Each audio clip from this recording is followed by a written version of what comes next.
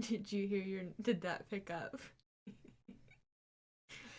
You made a weird noise with your throat. Come on! You're gonna have to talk louder than that. Okay, I'll talk so loud. No, you won't.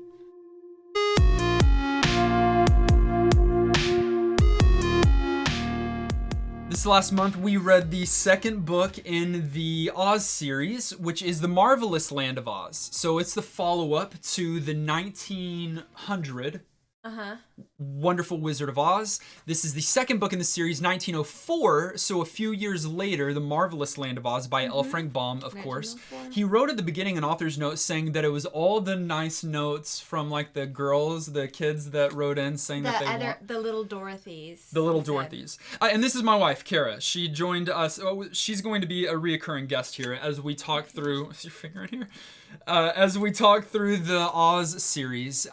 It's your favorite everything? Story, just in general. Favorite story in general from a kid.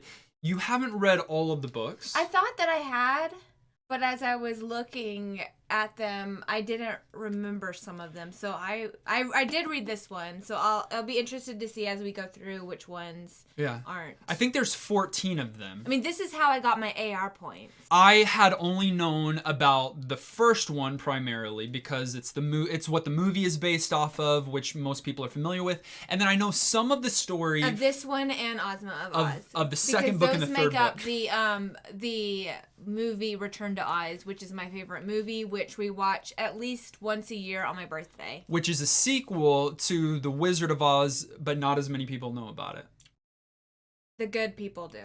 The good people do. It's a weird story, but all of these are weird stories. It's not weird, though. So, it's good. Again, the movie Return to Oz is made up of some of this book and some of the next book. But this book, The Marvelous Land of Oz, returns us to the Land of Oz, of course, but not with Dorothy Gale. She's not the main character. She's not even in this book. She's maybe mentioned... Some. But not even visible. She's not a part of the story. In fact, we've got a new protagonist altogether. It's a young boy from the Land of Oz named Pip. And we've got a whole new cast of characters. Which of the characters from the first come back? And then we'll go to the new ones. Yeah, I just want to get to the new ones. Well, okay, then I'll say the Jack Pumpkinhead is new. Comes to life in this story. I think the first chapter is him coming to life. Your favorite character? He is my favorite character in the entire Oz series. I love him, and back to you. No, this is not a news report. Jack Pumpkinhead is good. He's daft. Written to be so. I mean, he is a pumpkin head. But he's a lot like the Scarecrow, honestly. But just a slightly different personality. But Scarecrow's so wise.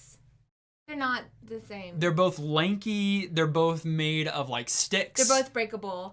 Scarecrow is not made out of sticks. Do you remember Jack Pumpkinhead is nervous the entire time that his head's gonna rot? I know, and then they have the opportunity to save him. To save him, and they don't.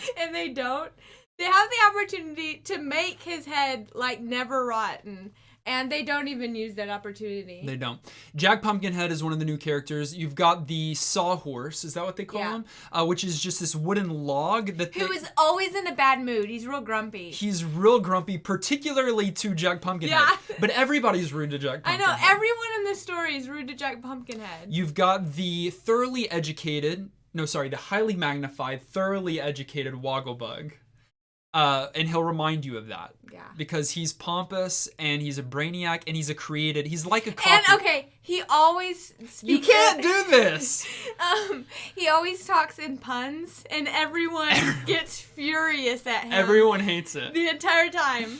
One of them even, who is it that, like... Says they'll kill him? They'll kill him if he says another... Probably the Sawhorse. I don't know.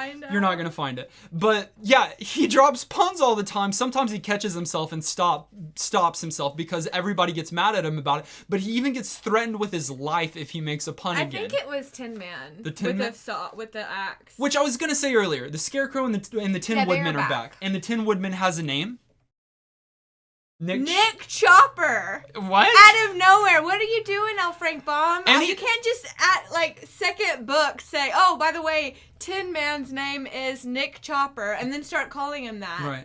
And here's weird. what we think happened, right? Because there started to be play productions, like stage productions of the first story.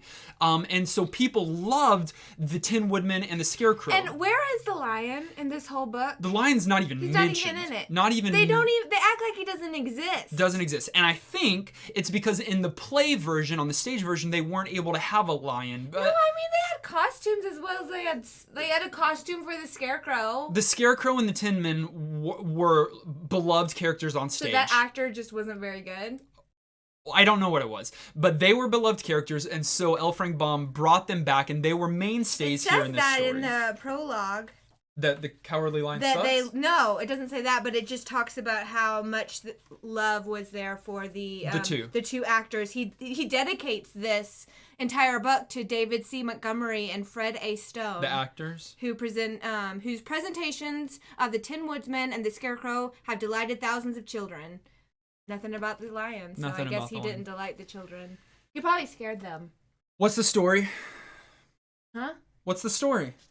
Wishbone. The Marvelous.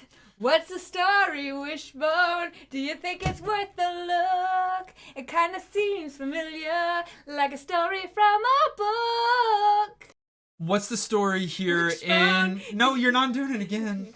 What's the story in the Marvelous Land of Oz? What's the story here that's different? Okay, right. General Ginger takes over the Emerald City and casts out actually she doesn't cast out. Scarecrow flees for his life. Yeah, because he's the king. He's the king of the Emerald City, and General Ginger has a whole group of girls take over yeah, and Pip and his crew is showing up at that time, and so they have nowhere else to go because Mombi, who is the new the Wicked Witch of the West, has been melted. Right. And so the new villain is Mombi, who's an enchantress. Yeah, who's an enchantress that Pip lived with, but now General Ginger has recruited her services to like protect the new kingdom that General Ginger and all the girls now own. So Scarecrow flees along with Pip and his crew. They go and get Emperor Tin Man, Tin Woodman from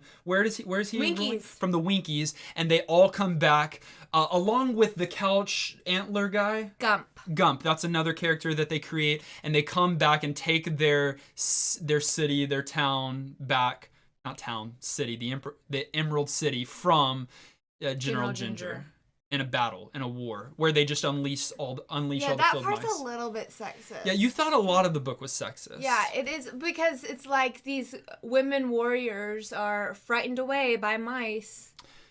Yeah, and there were some comments that were made too, but then there was one in there, do you remember, because some people have read this and thought that it was really good for women, in the sense of, like, defending them in that L. Frank Baum... I think the good thing about him not being sexist is that a little girl leads in the first book. In the first book? Yeah. Well, and he comes back in this book and he says...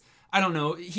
The men, when General Ginger and her army takes over, all the men can't do all the difficult tasks. I know you still think that's probably sexist. But they're saying that Baum might be saying that it takes a strong individual to do the dishes and to do the laundry. Yeah, that is literally no, that was sexist. Maybe it's sexist. This was written in 1904. Yes, sexism was okay then. I mean, it wasn't, but it was 1904. The next book is Osma of Oz. Yes. Which we named our rabbit after. Ozma is my favorite character. Oh, I already said that Jack Pumpkinhead is.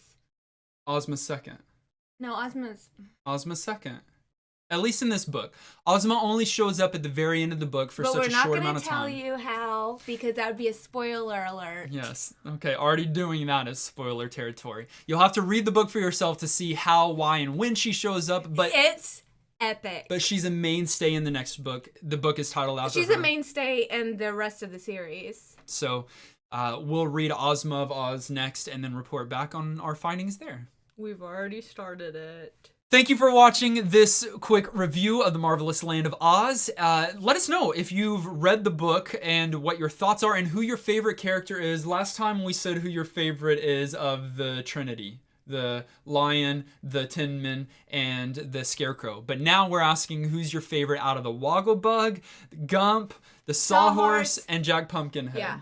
Those 4. Who's your favorite? Let us know in the comments down below. If you've seen The Return to Oz, let us know and let's talk about it there in the comments. And if you haven't, what are you doing? It's quarantine. Quarantine. I think it's on Disney Plus. Watch the movie. Watch the movie. Thank you for watching this video, for clicking like, and if you haven't yet, click subscribe and join the Dragon Army, and we'll see you in the next video.